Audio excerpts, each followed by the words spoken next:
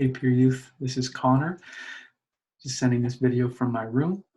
I know many of you guys are probably in your room and have probably been in your room much longer than you would have liked, but hopefully this is a little bit of a treat as we are continuing to send these videos regarding our Bible study reading plan that we sent out to you guys yesterday.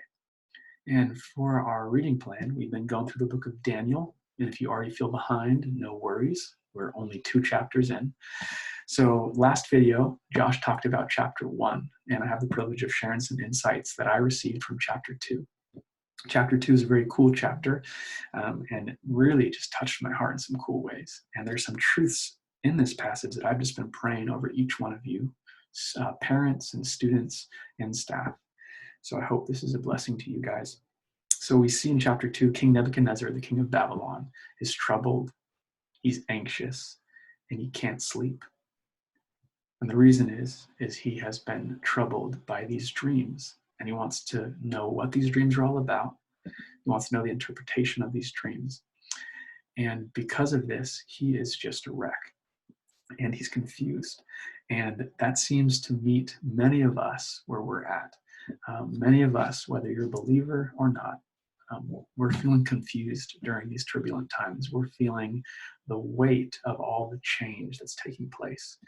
And many of us are feeling troubled in spirit. Many of us are feeling like, man, we're losing sleep. Me personally, I've been losing sleep literally.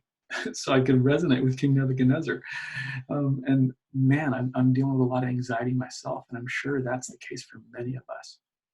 And we see that King Nebuchadnezzar ends up calling all of his wise men to come to seek counsel. He wants to have answers, and he wants to find peace. So he calls his magicians, his conjurers, his sorcerers, and his astrologers. So this wacky group of wise men, he hopes to find answers. He goes to these different resources to try to find peace. And there's many of us throughout the world, we go to different things, specifically in turbulent times like this. Some people go to the news. Some people call their doctors. Some people want to talk to family members. Some of them talk to friends. Some people go to social media.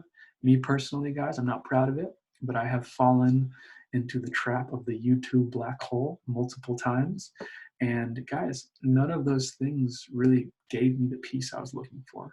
They just left me feeling more anxious, if anything. And we see Nebuchadnezzar goes to different resources that don't work, and Nebuchadnezzar is frustrated. So what Nebuchadnezzar ends up doing is he's like, you know what? I'm going to kill all the wise men because I'm just frustrated and I'm angry, and they're not giving me the answers that I need.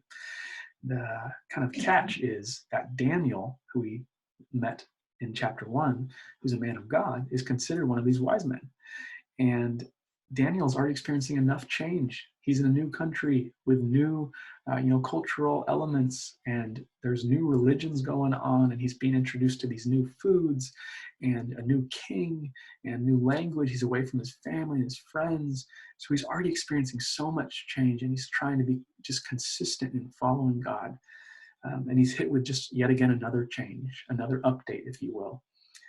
The commander of the king, Arioch, comes and says, hey, the king wants you dead.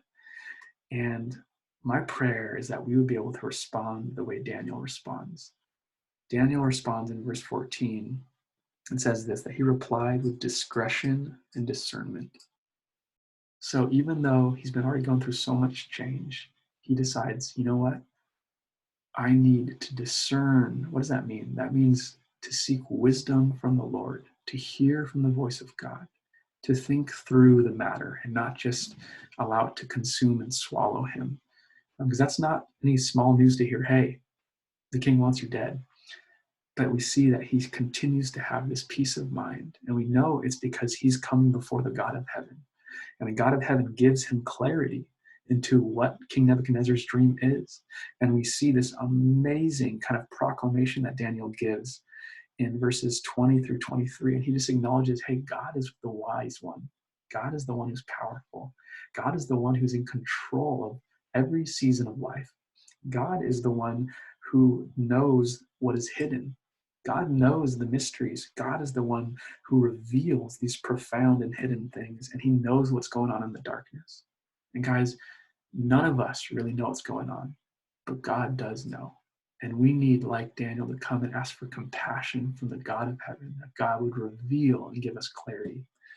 And through that, we are able to extend that clarity, extend that wisdom, extend that truth that we receive from God to the people around us. And just maybe we'll have an opportunity to extend that to someone else. And they might respond the way King Nebuchadnezzar did, that we see in verses 46 and 47, where King Nebuchadnezzar falls to his face in awe of God. And he acknowledges that God is the God of gods and the King of kings.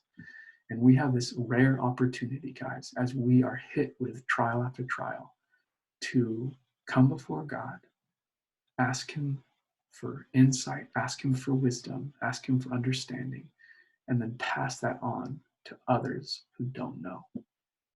Peace to you guys. Talk to you soon.